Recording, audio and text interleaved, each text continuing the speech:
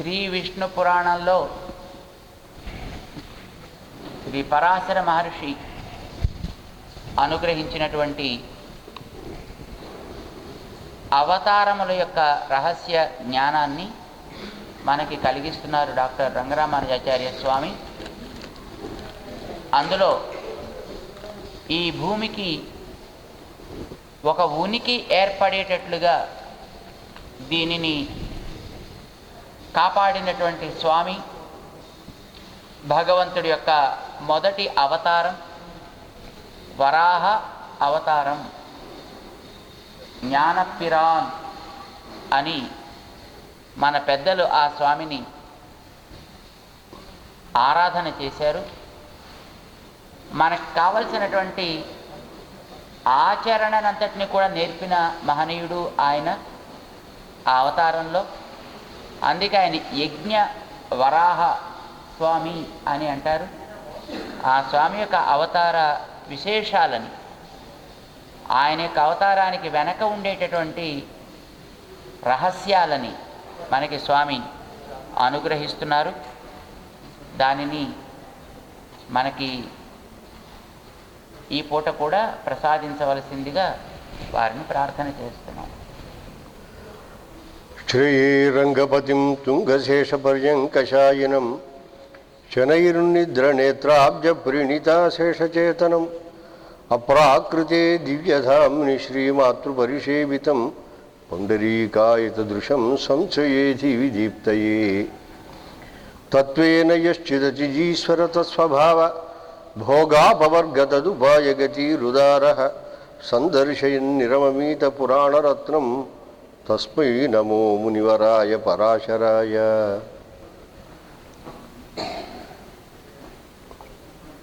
స్వామి యొక్క అవతారాలన్నీ కూడా అనాది సిద్ధమైనవి, అనంతములైనవి. మనకు పురాణాల్లో ఈ యుగంలో ఈ అవతారం వచ్చింది, ఈ యుగంలో ఈ అవతారం వచ్చింది, ఇంతకాలం ఉన్నది అని చెప్పినప్పటికీ మనకు సంప్రదాయంలో పెద్దలు చెప్పేటువంటి మాటలు, ఆగమాలలో వర్ణింపబడినటువంటి విధానము కనుక మనం చూచినట్టయితే ఆయా అవతారమూర్తులు ఆయా లోకాలలో ఉంటుంటారు, ఎప్పుడూ ఉంటుంటారు. వారాహలోకం అని ఒక లోకం ఉన్నది, కౌర్మలోకం అని ఒక లోకం ఉన్నది. ఇటువంటివి స్వామి యొక్క అవతారమూర్తులన్నీ నిత్యము వేంచేసి ఉండేటువంటి లోకములు ఉన్నవి, పైన ఉన్నాయి.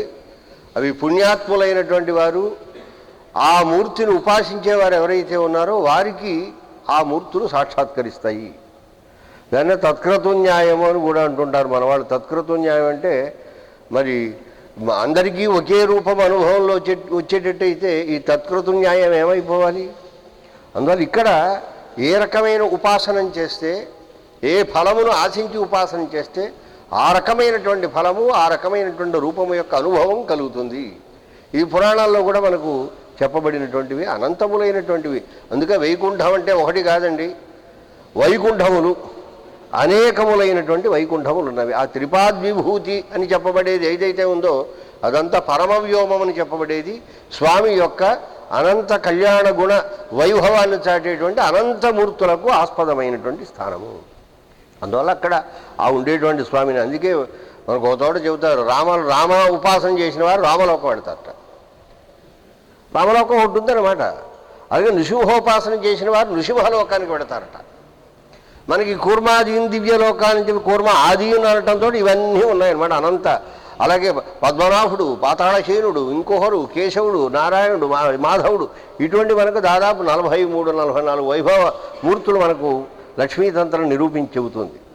ఆ చెప్పేటువంటి వీళ్ళందరికీ కూడా భిన్న భిన్నములైనటువంటి ఆయా స్థానములు ఉన్నాయి. ఆ స్థానాల్లో భగవంతుడు ఎప్పుడూ ఆ రూపాన్ని ఆయన పొంది అలా ఉంటుంటాడు, అనుగ్రహిస్తుంటాడు. ఆయా లోకములకు వెళ్ళి ఆ పరమాత్మ యొక్క దివ్యమైనటువంటి అనుభవాన్ని పొందుతూ ఉంటారు అని మనకు శాస్త్రం చెబుతున్నటువంటి మాట. అందువల్ల ఒక కూర్మావతారము, ఒక వరాహావతారము ఏదో ఒక కాలానికి మాత్రమే పరిమితమైంది మనం అనకూడదు. అంతేకాకుండా ఈ సృష్టి ప్రళయాది ప్రక్రియ నిరంతరం సాగుతోంది, అనాది సిద్ధమై ఉంది. ఇవాళ కొత్తగా ఓ సృష్టి వచ్చేసి అయిపోయిందని మళ్ళీ సృష్టి లేకుండా ఏమీ లేదు. ఎప్పుడూ సృష్టి జరుగుతూనే ఉంది, ఎప్పుడూ ప్రళయం జరుగుతూనే ఉంది. మళ్ళీ ఈ భూమి బరువు ఎక్కి లోపలికి విడిపోతున్నది, నీళ్ళలో మునిగిపోతున్నది. ఆ మునిగిపోయినటువంటి దాన్ని ఉద్ధరించవలసినటువంటి అగత్యం స్వామికి ఎప్పుడూ కలుగుతూనే ఉంది కనుక ఇవి అవిచ్ఛిన్నముగా స్వామి ఈ మూర్తులను ధరిస్తూనే ఉంటాడు. దీనికి ఈ స్వామి ముఖ్యంగా వరాహమూర్తిని ఎందుకు యజ్ఞవరాహమూర్తి అని మనం చెప్పుకుంటున్నాం అన్నదానికి ఇదివరకు ఒక 2 సార్లు చెప్పుకున్నాము. అయినా కానీ చాలా చెప్పినవన్నీ మరిచిపోవటం ఒక సౌకర్యం అందరికీ ఉండేటువంటిది. చెప్పేవారు మర్చిపోతారు, విన్నవాళ్ళు అంతకంటే మర్చిపోతారు కనుక మళ్ళీ ఎప్పటికప్పుడు కొత్తగా చెప్పుకుంటే బాగానే ఉంటుంది. వరాహమూర్తిని కర్మప్రవర్తకుడుగా మనవాళ్ళు చెప్పారు.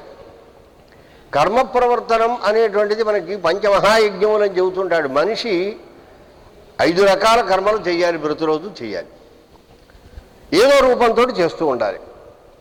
చేస్తూ ఉంటాం, మనం చేయకపోం, చేస్తూనే ఉంటాం. కానీ అది ఏం చేస్తున్నామో మనకు తెలియదు అంతే. ఏమి చేస్తున్నాం అనేటువంటి ఒక శాస్త్రీయమైన ఆ నిర్వచనము, ఆ ప్రక్రియ మనకు తెలియదు తప్ప ఏదో మనం చేస్తూనే ఉంటాం కొంచెం అటు ఇటుగా. పంచమహాయజ్ఞములు అంటారు. అంటే దేవయజ్ఞం చేయాలి, అంటే దేవతలకు ప్రీతిని కలగజేయాలి. పితృయజ్ఞం చేయాలి, ఈ శరీరాన్ని ఇచ్చినటువంటి వాళ్ళు, మనకు సంస్కారాన్ని ఇచ్చినటువంటి వాళ్ళు, మనకు ఒక ఉనికిని ఇచ్చినటువంటి వాళ్ళు తల్లిదండ్రులు కనుక వారికి ప్రీతిని కలగజేయాలి. మన చుట్టూ సమాజం ఉన్నది, ఆ సమాజంలో మనలాంటి వ్యక్తులు ఉన్నారు, నరులు ఉన్నారు, వాళ్లకు ప్రీతిని కలగజేయాలి. మన ఇంటికి వచ్చినట్టయితే వారు చక్కగా అర్ఘ్యపాద్యాదులు ఇచ్చి వారికి ఏదో సాపాడ్డది పెట్టి వారిని గౌరవించాలి. ఎందువల్లంటే ఇది లౌక్యం కూడాను. మన ఇంటికి వచ్చిన వాడికి కాఫీ కూడా ఇవ్వకపోతే వాడి ఇంటికి వెళితే మనకెందుకు ఇస్తాడు? అవసరం ఏదో కుర్చీ వేయడు, తలుపులు కూడా తీయరనమాట. అందుకే ఇది రెసిప్రోకల్గా ఒక లౌక్య వ్యవహారం అనమాట. అలాగే దేవాన్ భావయత అనేన, ఇదిగో యజ్ఞం ద్వారా వాళ్ళకి కాస్త వాళ్ళ మొహం చూడండి, చూస్తే వాళ్ళు కిందకు చూస్తారు. పరస్పరం భావయంత శ్రేయఃపరం అవాప్స్యత అని కృష్ణుడు చెబుతుంటాడు. అయ్యా, దేవతల వంక మీరు చూచి వారికి ఏదన్నా కాస్త మీరు తినే పదార్థం ఇస్తే వారు మీరు తినడానికి దగ్గర యోగ్యతను మీకు కలగజేస్తారు. అలాగే తల్లిదండ్రుల పట్ల మనం కృతజ్ఞత కలిగి ఉంటే మన పట్ల కృతజ్ఞత కలిగినటువంటి వాళ్ళు మనకు పుట్టేందుకు యోగ్యత ఉంటుంది. మన తల్లిదండ్రులు మనకు కృతజ్ఞత లేకపోతే మనకు పుట్టేవాడు, వాడు సినిమా తీసాడులేండి, వాడు వాళ్ళ నాన్న గుంట తవ్వుతున్నాడు. గుంట తవ్వుతుంటే ఎందుకు ఆ గుంట తవ్వుతున్నావు అంటే, ఒక ముసిరివాడు ఉన్నాడు ఆ గదిలో దగ్గుకుంటూ చస్తున్నావు, వాడిని ఇక్కడ పాతేయాలి కదా, రేపు ఇవాళ రేపు అయిపోతాడు, అందుకోసం గుంట తవ్వుతున్నా అన్నాడు. వాడి దారుకు కొడుకు ఇది చూసిన తర్వాత పక్కన వాడు చిన్న గుంట తవ్వటం ప్రారంభించాడు. అంటే ఒరే నాన్న, నువ్వెందురా గుంట తవ్వుతున్నావు అంటే, నువ్వు మీ నాన్నకి చేసిన మర్యాద రేపొద్దు నీకు నేను చేయొద్దు, నిన్ను కూడా నువ్వు ఇటువంటి పరిస్థితే, నువ్వు దగ్గుకుంటూ లోపల కూర్చుంటావు, రేపు ఎల్లుండా నిన్ను కూడా గోతిలో పాతవలసిన అవసరం ఉంది, అందుకోసం ఈ గొయ్యి తీస్తున్నా అన్నట్టు. అంతే కదా. అందువల్ల రెసిప్రోకల్గా ఉంటుంది. మనము ఎదుటి వారి పట్ల ఎలా ప్రవర్తిస్తామో వారు మనం నమస్కారం చేస్తే నమస్కారం సార్ అంటారు, 2 తిడితే 4 వాయిస్తాడు, అంతే కదా. అందువల్ల చేసినటువంటి కర్మను బట్టే ఉంటుందన్నమాట. ఇటువంటి కర్మ దీని యొక్క వైశిష్యం మనం గుర్తించాలిగా. మన వాళ్ళని చేస్తే తెల్లవారులు ఇచ్చిన దగ్గర నుంచి, అయ్యా పై ఉన్న వాళ్ళకి కాస్త ఒకసారి చూడండి, అయ్యా మీ ఇంట్లో ఉన్న వాళ్ళని కాస్త చూడండి, మీ చుట్టూ సమాజంలో ఉండే వాళ్ళని చూడండి. అంతేకాదు రోడ్డు మీదకి వెళతావు, ఏ కుక్కో ఏ పిల్లో ఉంటుంది, కాస్త ఏదో ఇంత పడేస్తుంటే తోకాడించుకుంటుంది, ఎగురికి వస్తుంది, లేకపోతే రాత్రిపూట పిక్క పట్టుకుంటుంది. మన చూడండి, ఇందులో కుక్కలు ఉంటాయి. మనకి మన స్వరూపం తెలిసిన వాడిని చూస్తే ఇలా చూసేసి వెళ్ళిపోతుంది, ఏం మాట్లాడదు. ఏమిటి అదే కనుక కొత్తవాడు వచ్చినట్టయితే నిలబడిపోతుంది. ఏమిటి దీని అర్థము? నీ చుట్టూ భూత సంతతి ఉన్నది, ప్రాణికోటి ఉన్నది. ఆ ప్రాణికోటికి కూడా రానే శతం విహాయ భోక్తవ్యం. తిండి తినేటప్పుడు 100వ వంతు కాస్త వదిలిపెట్టేసి, ఆకు శత్రుల మత్తి అంటారు చమత్కారంగా. అంటే అందులో గడ్డిపోత వచ్చింది పొరపాటున, ఆ గడ్డిపోత కూడా తినేశాడు వీడు. ఆకులు కూడా తినేస్తారనమాట అండి, పరిహరణం చేయకూడదని. కానీ అలా కాదా, శతం విహాయ భోక్తవ్యం. దానికి అర్థాలు మార్చేశారు. 100 పనులు ఉంటే అన్నీ వదిలిపెట్టేసి తిండి ముందు తినేసి, శతం విహాయ 100 పనులు ఉన్నా సరే వదిలిపెట్టేసి ముందు సాపాటికి పో. పెళ్ళిళ్ళలో కూడా అంతే, వస్తారు అక్కడ చేసుకునే వాళ్ళు ఉంటారు, వాళ్ళని వెళ్ళడం అభినందించడం ఈ వ్యవహారం ఏం లేదు. ముందేమో ఇంత జరుగుతుంది, పక్క నుంచి మెట్ట మించి పైన ఏదో ఏర్పాటు చేస్తారు, ఈ వచ్చిన వాళ్ళు డైరెక్ట్గా మేడ మీదకే వెళ్ళిపోతారు. ఎందుకోసం? ఇది లాగించడం కోసం అన్నమాట. ఆ తర్వాత ఆ పక్కనే ఒక చిన్న టేబుల్ వేసి కూర్చుంటారు, ఆ మేడం ఇంక ఇలా వచ్చేసి అదేదో ప్రజెంటేషన్ అక్కడ ఇచ్చేసి వెళ్ళిపోతారు. గబగబగబగ వెళ్ళిపోతారండి. ఈ జీలకర్ర బెల్లం ఇలా పెట్టేటప్పటికి అదే ముహూర్తం అదే అనుకోండి. ఆ తర్వాత మంగళసూత్ర ధారణం, ఇంకా ఏవో చాలా ప్రక్రియలు వేడుకలు ఉన్నాయి. ఎవరు కూర్చోలేరు. ఎంత హడావిడిగా రావాలో అంత హడావిడిపోవాలి. ఇది మన యొక్క మానసికమైనటువంటి ప్రవృత్తి. అందువల్ల ఎంతసేపు ఆహారం తినాలి, తిని పోవాలి. అందుకని తినేటప్పుడు నాయన కాస్త నీ వైపు చూసుకో. నువ్వు ఒక ముద్ద తింటుంటే ఈ ముద్ద తినడానికి యోగ్యత లేనటువంటి ప్రాణికోటి నీ చుట్టూ ఉండి ఇలా చూస్తూ ఉంటుంది. నువ్వు తినది నీకు అరగదు. అందువల్ల కొంచెం ఏం చేస్తావంటే ఆకుల్లో వదిలేస్తే ఆకులు తీసి అవతల పెడితే అవి ఇతర ప్రాణులు తింటాయి. అది భూతయజ్ఞము అన్నారు మన వాళ్ళు. అలాగే స్వాధ్యాయము, పెద్దలైనటువంటి వారు నీకు వివేకం ఇచ్చారు, తల్లిదండ్రులు నీకు శరీరం ఇచ్చారు, కానీ ఆ శరీరంలో ఒక వివేకం నీకు ఉన్నది కదా. నీవు మనిషివి అని అందరికంటే విలక్షణంగా పశుపక్షాదుల కంటే అనిపించుకుంటున్నావు కదా. అలా అనిపించుకోవడానికి నువ్వు చదువుకున్నటువంటి చదువు, నీ కలిగిన జ్ఞానమే కారణం కనుక ఆ జ్ఞానాన్ని ఇచ్చినటువంటి మహానుభావులు ఉన్నారు, వారి పట్ల నువ్వు కృతజ్ఞత కలిగి ఉండు, వారి కొరకు కర్మ చెయ్యి. ఇది పంచమహాయజ్ఞములు అన్నారు. కర్మ అంటే యజ్ఞమే. భగవంతుడు చెప్పేశాడు, నాయనా నువ్వు కర్మ అని చేసినట్టయితే అదో జిడ్డు, అది అంటుకోదు, నువ్వు సబ్బులు పెట్టి తోమనా వాసన అలాగే ఉంటుంది. కానీ ఆ కర్మను యజ్ఞముగా చేయి. యజ్ఞార్థాత్ కర్మణోన్యత్ర లోకోయం కర్మ బంధన. అసలు కర్మ అనేటువంటిది అందుకే మనం అంటాం నా కర్మ ఇలా ఇడిసిందంటాం. ఇది కర్మే. ఎందువల్లంటే అది మనని పట్టుకునేది కనుక. ఏది మనను పట్టుకుని సుఖ దుఃఖ భోగములను కలగజేస్తుందో ఆ పనికి కర్మ అని పేరు. కానీ ఏది కేవలం సుఖమును మాత్రమే కలగజేస్తుందో, దుఃఖం అనేది ఏ దశలోనూ కలగజేయదో దానికి యజ్ఞం అని పేరు. అందువల్ల మానవ జీవితమే ఓ యజ్ఞం అన్నారు. ఈ యజ్ఞం మూడు కాలాల్లో చేస్తారట. ప్రాతఃసవనము, మాధ్యందిన సవనము, సాయం సవనము. ఇప్పుడు లేవనుకోండి. వెంకటరు ఆహితాగ్నులని నాకు కూడా తెలుసు. వాడు పాపం వాడు పెట్టుకుని ఏర్పాటు చేసుకుని అందులో హవనం చేస్తూ ఆ హోమ శేషమునే వారంట అన్నం వండిన తర్వాత అందులో హవనం చేసిన తర్వాత ఆ శిష్టం యజ్ఞ శిష్టం అంటాం. ఆ శిష్టాన్ని తీసుకుని దాన్ని సాపాటు చేయడం నా కళ్ళ ముందు నేను చూశాను. మా కాలేజీలోనే ఒక ఆయన ఉండేవాడు, నోరు భోగేశ్వర శర్మ అని. పాపం ఆయన మంచి స్మార్తుడు. ఆయన నిత్యం ఈ యజ్ఞం చేస్తుండేవారు. నిత్య అగ్నిహోత్రులు అంటారనమాట. అంటే జీవితమే ఒక యజ్ఞమయముగా చేసుకుంటారు. ప్రాతకాలంలో చేస్తారు, మాధ్యందిన కాలంలో చేస్తారు, సాయం సమయంలో చేస్తారు. త్రిశ్రవణములు అంటారు, త్రిస్నానములు అంటారు. 3 పూట్ల స్నానం చేయడం, 3 పూట్ల దేవతా ప్రీతి కలిగేటట్టుగా ఆ హవనము చేయడం అనేది వెనకటి రోజుల్లో మనకు కనిపిస్తూ ఉండేది. అందువల్ల ఈ జీవితము యజ్ఞమయము కనుక, యజ్ఞము కొరకే ఈ ప్రాణికోటి సృజింపబడింది కనుక. ఈ ప్రాణికోటి ఎన్ని రకాలుగా సృజింపబడింది? 4 రకాలుగా సృజింపబడింది. దేవ, మనుష్య, స్థావర, తర్వాత తిర్యక్. ఇవి 4 రకాలు. దేవతలు ఎందుకోసమండి? ఎక్కడో పరమపదంలో ఉండేటువంటి ఆయన, నాయనా నేనేదో చేస్తున్నానండి, ఆ చేస్తున్నటువంటి దానికి నువ్వు నాకు ఫలాన్ని నువ్వు అనుగ్రహించు అంటే ఆయన రావటానికి అవకాశం ఉండొచ్చు, ఉండకపోవచ్చు. అందువల్ల ఏం చేయాలి? ఆయన తన తరఫున కొందరిని పంపిస్తారు. ఈ దేవతలంతా వరే. ఇంద్రాది దేవతలు ఉన్నారు కదా, ఈ దేవతలంతా ఎటువంటి వారు? పరమాత్మ యొక్క శరీరములు. అంగాన్యన్య దేవత. ఇతర దేవతలంతా కూడా అంగస్థానీయులైనటువంటి వారు. అందులో ఎక్కడో పరమపదంలో వేయించేసి ఉన్నటువంటి స్వామిని ఆయన్ని ప్రార్థించి ఆయన ద్వారా మనము చిన్న చితక ఏవో ఉంటాయి, నాకు ఆరోగ్యం కావాలి, లేదా కాస్త 4 డబ్బులు కావాలి, లేదా పక్కవాడికి కాస్త అనుకూలంగా ఉండాలి, ఇటువంటివేవో చిన్న ఉంటాయి. వీటన్నింటికి మనం పరమపదంలో ఉండేటువంటి ఆ పరమపద నాథుణ్ణి మనం ప్రార్థించి ఆయన యొక్క అనుగ్రహాన్ని పొందటం కష్టము. ఆయన ఇక్కడికి వచ్చి ఈ పనులు చేయటం కష్టం గనక తనకు శరీరముగా అంగముగా ఉండేటువంటి దేవతలందరినీ కూడా ఆయా లోకముల నుంచి ఏర్పాటు చేస్తే, ఆ దేవతలకు ప్రీతి కలిగేటట్టుగా కనుక మనం హవనం చేస్తే ఆ దేవతలలో అంతర్యామిగా ఉండేటువంటి స్వామికి ఇవన్నీ కూడా అందుతాయి. అందువల్ల ఏం చేయవలసి ఉంటుంది అంటే, అదిగో దేవతలను మనము ఆరాధన చేయవలసి ఉంటుంది. చేసేవాళ్ళు ఎవరు? మనుష్యులు. అందువల్ల మన చేత ఆరాధింపదగిన యోగ్యత కలిగినటువంటి దేవతలను సృష్టించాడు, దేవ సృష్టి చేశాడు, మనకంటే ఉత్తమ సంస్కారం కలవాళ్లను. అటు తర్వాత వాళ్లను ఆరాధించి తద్వారా కోరికలను పొందడానికి వీలుగా మనందరినీ కూడా మనకు బుద్ధినిచ్చి మనుష్య సృష్టి అంతా కూడా చేశాడు. మనం యజ్ఞం చేస్తాం.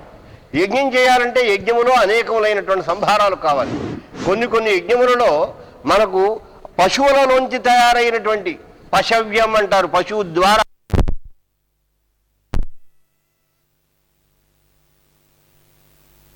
ఉంది. ఇంకా ఇతరములైనటువంటి దహి మొదలైనటువంటి ఉంటాయి. అనేకములైనటువంటి పశువుల ద్వారా వచ్చేటువంటివి పశవ్యమైనటువంటి ద్రవ్యం అంటారు దాన్ని, ఆ ద్రవ్యములు కొన్ని వస్తాయి. ఈ ద్రవ్యములను హోమం చేసేటప్పుడు మనం వినియోగం చేస్తూ ఉంటాం. అలాగే మన చుట్టూ ఈ ప్రకృతి ఉన్నది. ఈ ప్రకృతిలో ఉండేటువంటి ఆయా చెట్ల తాలూకు ఆయా ఔషధుల యొక్క అంతర్గతములైనటువంటి ఏ రసం ఏవైతే ఉన్నాయో వాటిని కూడా మనం వినియోగించవలసి ఉంటుంది హోమంలోను. అందువల్ల దానికి ఆధారముగా ఏమిటి కావాలి? ఈ భూమి కావాలి. ఇవన్నీ కూడా మనకు ఉండవలసి ఉన్నది. స్థావరమైనటువంటి స్థావరములు కావాలి, అంటే చెట్లు పుట్టలు మొదలైనటువంటి అన్నీ కావాలి, పశువులు కావాలి, పక్షులు కావాలి, మనుష్యులు కావాలి, దేవతలు కావాలి. ఇవన్నీ ఉంటే యజ్ఞం సాగుతుంది. మనం సూక్ష్మంగా పరిశీలన చేస్తే యజ్ఞానికి 4 అంగములు. ఈ యజ్ఞానికి 4 అంగములే కాదు, 4 వర్ణములు యజ్ఞములకు రక్షకముగా ఉంటాయి. ఒక వర్ణము యజ్ఞంలో వినియోగించేటువంటి వేద మంత్రములను అనుష్ఠానం చేసి ఆ మంత్రముల ద్వారా యజ్ఞం నిర్వహింపజేస్తూ ఉంటుంది. ఆ యజ్ఞం చేస్తున్నప్పుడు దానికి ఏ రకమైన భౌతికమైనటువంటి ప్రతిబంధములు కలగకుండా ఆ ప్రతిబంధములను తీర్చడం కోసం ఒక వర్గము నిలబడి ఉంటుంది. ఆ యజ్ఞంలో మనం వినియోగించేటువంటి పదార్థములు ఏవైతే ఉన్నాయో ఆ పదార్థములన్నీ కూడా మనకు చక్కగా ఏ రకమైనటువంటి ప్రతిహతి లేకుండా మనకు ఇచ్చేటువంటిది ఒక వర్గం ఉంటుంది. యజ్ఞం చేయాలంటే చాలా ఇక్కడ మనకు చక్కగా భూమి సమీకరణం చేయాలి. జమ్మికర్రతోటి వాటితోటి ఇలాగ సమీకరణం అంటారు. సమీకృతి అని మొత్తం భూమిని సమీకరించిన తర్వాత ఆ తర్వాత కొన్ని చోట్ల అయితే హరికర్మ అని కూడా అంటుంటారు. హలంతో చేస్తారు, అంటే ఎద్దులతోటి చక్కగా ఒక నాగలి పట్టుకు వెళ్ళి ఒక ప్రదేశం 1 ఎకరమో ఎంతో ఉండేటువంటి ప్రదేశం చక్కగా దున్ని అటు తర్వాత అక్కడ దానికి శాలాది నిర్మాణం చేయడం అనేటువంటిది కూడా మనకు కనిపిస్తుంటుంది. అందులో యజ్ఞం చేయాలంటే దానికి కావలసినటువంటి ఆ కర్మ అంతా చెయ్యాలి, దానికి శాలా నిర్మాణం చేయాలి, అక్కడ కావలసినటువంటి పదార్థాలన్నీ పట్టుకురావాలి. ఇవన్నీ చేయటానికి కావలసినటువంటి వారు ఒక వర్గం కావాలి. ఈ విధంగా నాయన 4 రకములైనటువంటి వర్గములు యజ్ఞ నిర్వహణము కొరకు పరమాత్మ ఆయన సృజించాడు, ప్రజాపతి రూపుడై సృజించాడు. ఏమండి వీరందరూ ఒకే చోటుకు పోతారండి? ఒకే చోటుకు పోరండి. ఎవరైతే వేదాధ్యయనం చేశారో, వేదాధ్యయనం చేసి వైదిక మంత్రములను యజ్ఞమందు వినియోగం చేశారో వారికి ఒక లోకం, బ్రాహ్మమైనటువంటి లోకం ఒకటి ఉంటుంది, గాంధర్వ లోకం ఒకటి ఉంటుంది. ఇటువంటి 4 రకములైనటువంటి లోకములు ఉన్నాయి. వారి వర్ణ ఉచితమైన కర్మలు ఆచరించిన వారికి ఆయా స్థానములు తప్పనిసరిగా ముందు వస్తాయి. ఇది మనకు విష్ణు పురాణం చాలా విస్తారముగా చెప్పి ఎవరైతే ఈ యజ్ఞముల యందు యజ్ఞ నిష్పత్తయే సర్వం ఏతద్ బ్రహ్మాచకారవై చాతుర్వర్ణ్యం మహాభాగ యజ్ఞ సాధనముత్తమం. యజ్ఞం అనేటువంటిది ప్రధానమైనది. యజ్ఞము లేనిది యజ్ఞం వలనే. అంటే ధర్మ ప్రతిష్ట విశ్వస్య, ధర్మో విశ్వస్య జగత ప్రతిష్ట అని అంటుంటారు కదా. ధర్మం అంటే ఏమిటి? ధర్మం అంటే యజ్ఞాది రూపమైన ధర్మమే. అందుకే మనకు మీమాంసకులు వేద ప్రతిపాద్య ప్రయోజనవాన్ అర్థ ధర్మ. వేద ప్రతిపాద్యమైనటువంటి ప్రయోజనవాదర్థం ధర్మం అన్నారు. ప్రయోజనం లేకుండా ప్రత్యవాయం ఇచ్చేవి కొన్ని ఉంటాయి. సేనయాగాదులు ఇటువంటి ఆభిచారిక క్రియలు ఉంటాయి, చేతబడులు లాంటివి. అవి చేస్తే మనకు చేసేవాడికి అనర్థమే, ఎదుటివాడికి అనర్థమే కనుక అది మాత్రం ధర్మం కాదండి, అది పక్కన పెట్టేయండి అని తీసిపారేసి ఏ పని చేస్తే 10 మందికి ప్రయోజనం కలుగుతుందో, తనకు ప్రయోజనం కలుగుతుందో అటువంటి ప్రయోజనవంతమై వేద ప్రతిపాద్యమైనదేదో అది ధర్మం అన్నారు. అందులో యజ్ఞము, దానము, తపస్సు ఇవన్నీ కూడా వేద ప్రతిపాద్యములైనటువంటి కర్మలే. అన్నీ కూడా యజ్ఞములే. యజ్ఞము యొక్క భిన్నములైనటువంటి స్వరూపములు కనుక ఇటువంటి యజ్ఞమును ప్రధానముగా చేసుకుని సహ యజ్ఞై ప్రజా సృష్ట పురోవాచ ప్రజాపతి. సహ యజ్ఞా ప్రజా సృష్ట అని మరొక మాట ఉంది. శంకర భగవత్పాదులు సహ యజ్ఞా ప్రజా సృష్ట అని తీసుకుంటే మన రామానుజులు సహ యజ్ఞై ప్రజా సృష్ట అని తృతీయ అంతా తీసుకున్నారు. యజ్ఞములతో పాటుగా ఈ ప్రజలను సృజించేట, అంటే ప్రజలను పుట్టించేటప్పుడు యజ్ఞాన్ని కూడా వాటితో కలిపి పుట్టించి నాయన పురోవాచ ఇదివరకు మొట్టమొదట ఆ సృష్టికాలంలో చెప్పేట ప్రజాపతి అనేన ప్రసవిష్యధ్వం. ఈ యజ్ఞము ద్వారానే మీకు ఏ కోరికలు కావాల్సిన్నా తీర్చుకోండి. లౌకిక ప్రయోజనాలు కావాలా యజ్ఞం చేయండి, పారలౌకిక ప్రయోజనం కావాలా యజ్ఞం చేయండి. ఆ యజ్ఞం అనేది ఎలా ఉంటుంది? ఇప్పుడు ఇంతకుముందే మనం చెప్పుకున్నాం. అది భూత ప్రీతి కోసం చేస్తారా, అది భూత యజ్ఞం అవుతుంది. నీ పొరుగు ఉండేటువంటి వాడికి ఆనందం కలిగించేటట్టుగా నువ్వు చేస్తావా, చేస్తే అది నృయజ్ఞం అవుతుంది. నీ పైన ఉండేటువంటి వాడికి నువ్వు ప్రీతి కోసం చేస్తావా, అది దేవయజ్ఞం అవుతుంది. నీ ఇంట్లోనే ఉండి నీకు జన్మనిచ్చినటువంటి తల్లిదండ్రులకు నువ్వు పూజ చేస్తావా, అది పితృయజ్ఞం అవుతుంది. అయ్యా, నీకు ఈ యజ్ఞము చెయ్యమని సంస్కారం ఇచ్చినది శాస్త్రం చూశారండి. ఆ శాస్త్రం పట్ల కనుక నువ్వు ప్రీతి కలిగి ఉన్నట్టయితే స్వాధ్యాయ యజ్ఞము, ఇవి తప్పకుండా యజ్ఞం చేయ, యజ్ఞమయమైన జీవనాన్ని నువ్వు సాగించవయ్యా అని భగవంతుడు చెప్పినట్టుగానే ఇక్కడ కూడా యజ్ఞము కొరకే సృష్టి జరిగినది. అది గుర్తుపెట్టుకోండి. భగవంతుడు యజ్ఞము కొరకే సృష్టి చేశాడు. ఏ పనైనా చేసేటప్పుడు మొట్టమొదట ఇంట్లో చేసి తర్వాత చేస్తాం, అంతే కదండి. ఏదైనా పని చేసేటప్పుడు ఇంట్లో ముందు చేసి తర్వాత చేస్తాం. అందువల్ల చెప్పేటువంటి క్రమం ఎలా చెప్పినా పైనుండే దేవతలను పూజించండి, ఇంట్లో ఉండేటువంటి తల్లిదండ్రులను పూజించండి, ఇరుగు పొరుగులను అతిథులుగా పూజించండి, నీ చుట్టూ ఉండేటువంటి ప్రాణికోటిని గౌరవించండి, నీ శాస్త్రాన్ని విజ్ఞానాన్ని మీరు గౌరవించండి అని చెప్పినా ఇంట్లో తల్లిదండ్రులతోటే ప్రారంభము. అందువల్ల మానవుని యొక్క కర్మ ఎంతో ప్రారంభమవుతుంది. శ్రద్ధాపురస్సరముగా చేసేటువంటి పితృప్రీతికరమైనటువంటి కర్మతో ప్రారంభమవుతుంది. ఇది చూపించాలి మనిషికి. ఏమని చూపించాలి? నాయన మిగతా ఏం చేసినా చేయకపోయినా మొట్టమొదట మాత్రం నాయన ఇంట్లో ఉండేటువంటి వాళ్ళు, నీకు జన్మనిచ్చినటువంటి పెద్దలు ఎవరైతే ఉన్నారో వాళ్లకు ప్రీతిని కలిగించడం కోసం ప్రయత్నం చెయ్యి. ఆ యజ్ఞం చేస్తే మిగతా యజ్ఞములన్నీ ఫలిస్తాయి. అది చేయకపోతే మిగతా ఏవి ఫలించవు. ఇది చెయ్యమంటే ఎవరూ చేయరు. సాధారణంగా మనకు లోకంలో కొన్ని పదముల యొక్క అర్థాలు అపార్థములు అయిపోతాయి. ఆ పదం ఏదో ఉచ్చరించేటప్పుడు ఆఖరికి అయ్యా సీతారాముల్లాగా బ్రతకండి అంటే కూడా వీడు వణికిపోతాడు. సీతారాముల్లా అంటున్నారు ఏమిటండి, లక్ష్మీనారాయణలాగా అనొచ్చును కదా, లేదా పార్వతీ పరమేశ్వరులాగా అనొచ్చును కదా, సీతారాములు అంటారేమిటి, వాళ్ళిద్దరు పాపం ఒకడికొకడు దూరం అయిపోయి దుఃఖపడ్డారు కదా, అడవుల పాలు అంటే మేము కూడా అడవుల పాలు కావాలని మీ ఉద్దేశమా అంటారు, రిటార్ట్ అయిపోతారు. అంటే అంత భయం అన్నమాట. అంటే మానవుని యొక్క మనస్సు ఎంతగా సంకుచితం అయిందంటే ఒక మంచి భావన కలిగినటువంటి దాన్ని కూడా అపార్థము చేసేటువంటి స్థితికి వచ్చింది. శ్రద్ధతో చేసేది శ్రాద్ధము, అది కర్మ. ఇది ఎప్పుడు చేయాలండి? నీకు అభ్యుదయం కావాలంటే ఎప్పుడైనా చేయవలసిందే. నీవు అభ్యుదయం కొరకు చేసే శ్రాద్ధాన్ని ఆభ్యుదయిక శ్రాద్ధం అంటారు. ఎప్పుడు చేయాలి? ఉపనయనంలో చేయి, సీమంతంలో చేయి, పుంసవనంలో చేయి, లేదా చౌలం చేసేటప్పుడు చేయి, ఇంకో కర్మలో చేయి. కొన్ని కర్మలలో ఆభ్యుదయకమైన శ్రాద్ధము ముందు చేస్తాం, కొన్నింటికి చిట్ట చివరి చేస్తాం, కొన్నింటిలో ముందు వెనుక రెండు చోట్ల కూడా చేయవచ్చును.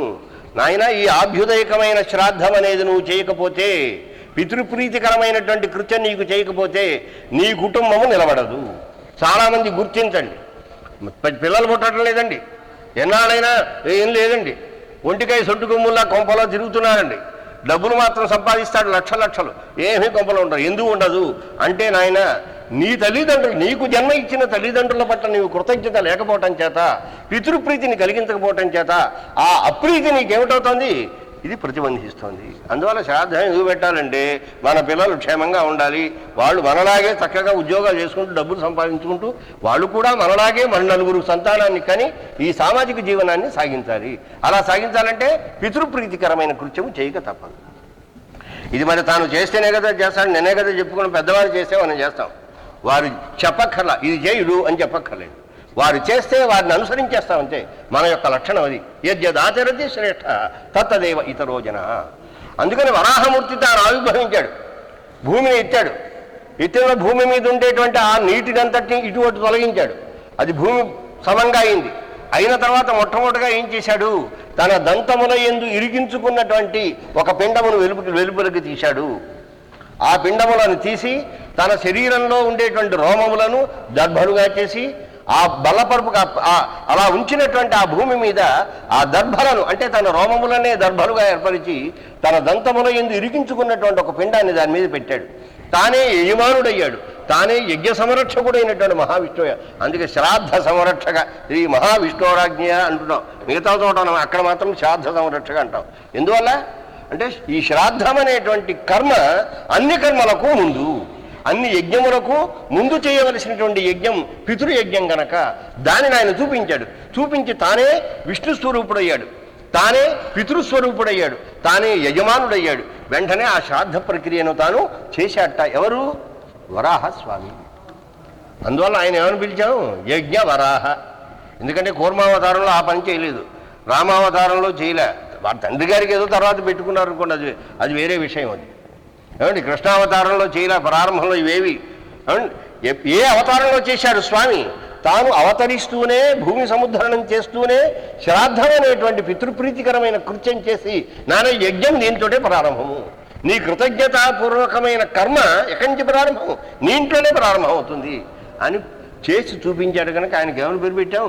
యజ్ఞ వరాహ, యజ్ఞ కూర్మ అనలేదు, యజ్ఞ వామన అనలేదు, యజ్ఞ త్రివిక్రమ అనలేదు, యజ్ఞ రామ అనలేదు. ఎవరు పేరు పెట్టుకుంటారు కూడా, యజ్ఞరాములు ఆయన పేరు పెట్టుకున్నాడు చమత్కారంగా. కానీ రాముడేమి యజ్ఞరాముడు కాదు, యజ్ఞపురుషుడు కాదు. కానీ యజ్ఞ వరాహము అనేటువంటిది మనకు పురాణములన్నీ ఉద్ఘోషించినాయి. కారణం ఏమిటి? యజ్ఞం అనేటువంటి ప్రక్రియను లోకంలో తీసుకొచ్చినటువంటి వాడు స్వామి. అందుకని విష్ణు పురాణం చెబుతుంది, అయ్యా యజ్ఞాలతోటి బ్రతకండి, అయ్యా యజ్ఞాలతో బ్రతకండి అంటే మేము ఎక్కడ చేస్తామండి? ఇటుకలు బొడ్డు రావాలి, ఇలా పేర్చాలి, చితి అనేది ఏర్పాటు చేయాలి, అందులో అగ్ని పెట్టాలి, డబ్బాలు బొడ్డు రావాలి, నెయ్యి డబ్బాలు బొడ్డు రావాలి. మాకు తినడానికి లేదు, ఈ నెయ్యి డబ్బాలు పట్టుకొచ్చి ఎక్కడ పోయమంటారు అంటే ఎవరు చెప్పారు? ఇదే యజ్ఞం అన్నా? ఇది కూడా యజ్ఞం. ఇది కూడా అనేకములైన యజ్ఞంలో ఒక ప్రక్రియ తప్ప ప్రతివాడు ఇదే చేయక్కర్లా. ఆఖరికి తీర్థయాత్రకు పోయినా యజ్ఞమే. అది యాత్రా యజ్ఞం. అది భగవద్గీతలో చెప్పలేదనుకోండి, మనం సృజించుకోవచ్చు. అది యాత్రా యజ్ఞము. ఎందువలనండి? ఒక యోగ యజ్ఞము. మనకి మహాభారతంలో ఒక కథ ఉంది. ధర్మరాజు గారు ప్రశ్నిస్తాడు. చక్కగా వనానికి వెళ్ళారు వీళ్ళంతాను. ఏదో పేరుకైతే అడవికి వెళ్ళారు, కానీ అన్నీ చక్కగా సాగుతున్నాయి. పెద్ద పెద్ద దబరాలు ఇవన్నీ పట్టుకెళ్ళారు, గిన్నెలు పట్టుకెళ్ళారు, పాతికులు వెళ్ళారు. బ్రహ్మాండంగా 17-18 రథముల మీద బ్రహ్మాండంగా భారతం వర్ణిస్తుంది. ఎలా వెళ్ళారు? ఒక యాత్రకు వెళ్ళినట్టుగా వెళ్ళారు. అడవికి వెళ్ళారు. వెళ్ళిన తర్వాత బ్రహ్మాండంగా గుడారాలు వేసేశారు. బ్రాహ్మణులకు అక్కడ గుడారాలు, మహర్షులు వచ్చిన వాళ్ళు వాళ్ళందరికీ అతిథులకు కొన్ని గుడారాలు, బంధువర్గం ఎవరైనా వస్తే వాళ్ళ కోసం గుడారాలు. ఇక రోజు యజ్ఞములు యాగములు ప్రారంభించేస్తున్నారు. చేస్తుంటే ఏమయ్యా, మరి యజ్ఞములు అనేవి ద్రవ్య సాధ్యములు కదా, ఎలా చేయటము? యజ్ఞం చేయడం మనకు సాధ్యం కాదు కదా అంటే, ఏమయ్యా నువ్వు ఈ చేసిందే యజ్ఞం అని నువ్వు అనుకుంటున్నావా? యజ్ఞానికి మరొక రూపం లేదని అనుకుంటున్నావా? తీర్థయాత్ర చేయి, అది యజ్ఞమే. దేశంలో అనేకములైనటువంటి తీర్థములు ఉంటాయి. వెళ్ళు, నదీ తీర్థములు ఉంటాయి, దేవతా తీర్థములు ఉంటాయి, అనేకములైనటువంటి స్థానములు ఉంటాయి. ఆ స్థానాలకు వెళితే ఆ చేసిన యాత్రకి ఏమని పేరు? యజ్ఞం అని పేరు. ఆ యజ్ఞం చేస్తే అశ్వమేధ యజ్ఞము చేసినందువల్ల వచ్చేటువంటి ఫలము ఈ యాత్రా యజ్ఞం వల్ల కలుగుతుంది. ఏమండి, యాత్రకు వెళితే పాత్ర పట్టు రండి అన్నారట. వీడికి పాత్రతో వస్తుంది. యాత్రకు వెళితే ఏం చేయాలి?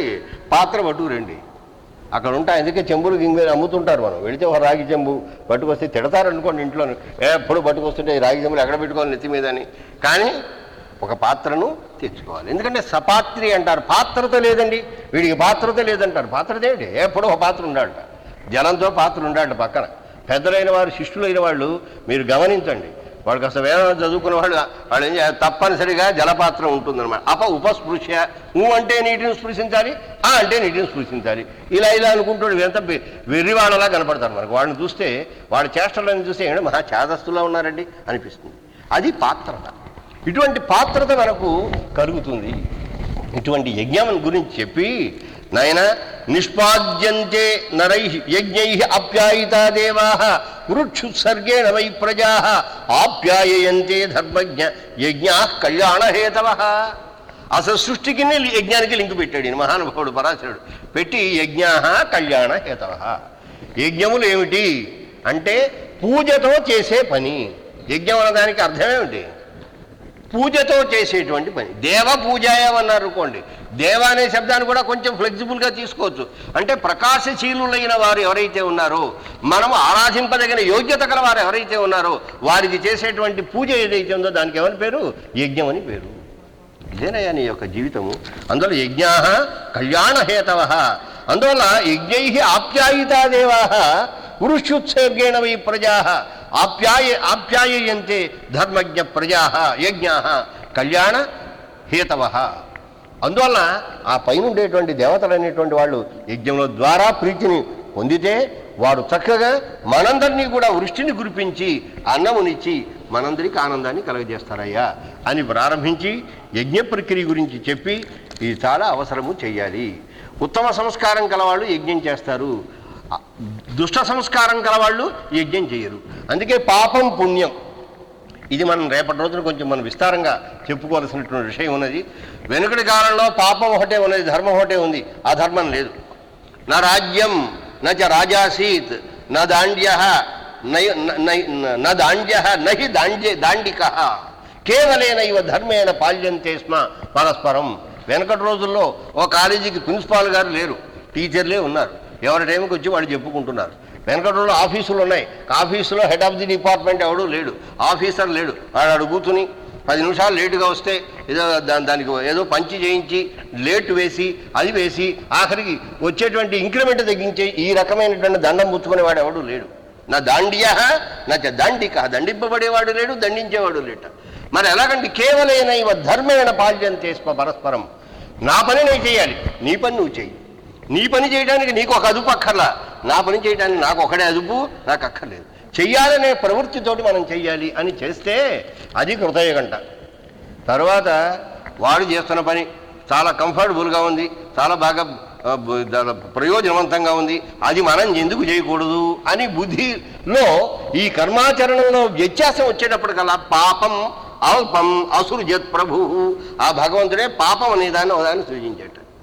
ఇంకా అక్కడి నుంచి కొంపలు ప్రారంభమైనాయి, గ్రామాలు ప్రారంభమైనాయి, నగరాలన్నీ వచ్చాయి, జన సముదాయములన్నీ ఏర్పడ్డారు, దుర్గములు ఏర్పాటు చేసుకున్నారు. వాటితోటి మొత్తం అంతా కూడా ఈ జీవన విధానం అంతా వచ్చింది అని మనకు విష్ణు పురాణం చాలా అద్భుతంగా మనకు వర్ణిస్తుంది. రేపటి రోజున మనం చెప్పుకునే ప్రయత్నం చేద్దాం. జై శ్రీమన్నారాయణ.